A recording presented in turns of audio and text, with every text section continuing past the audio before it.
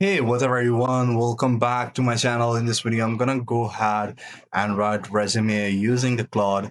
So it's gonna be a pretty long ride. Stick to the video till the end to get to know how you guys can actually just using a JD of a company that you're going to apply for, copy it, and then how to utilize it, creating a resume that fits directly according to that JD.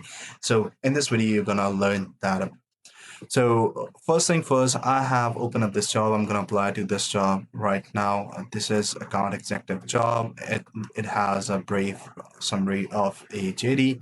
So what I'm gonna do, I'm gonna go ahead and I have a reference, reference resume at the moment that is not specifically designed for the podium.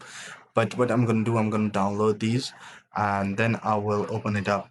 So here I have already downloaded it and gave a prompt including the JD, and with the JD I have attached two of my resume, alter the resume or the JD that I have shared.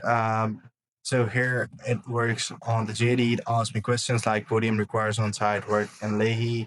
Monday to Friday, your resume shows that you are from a specific country like this, and I gave it all the description, all that stuff. So it created me a resume. The resume is like this over here. So this is my resume. This is what I have created from here.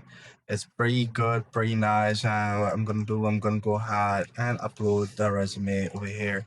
So I'm gonna go and see where it has actually created it. I don't know the exact address, but here it is. It says show in folder.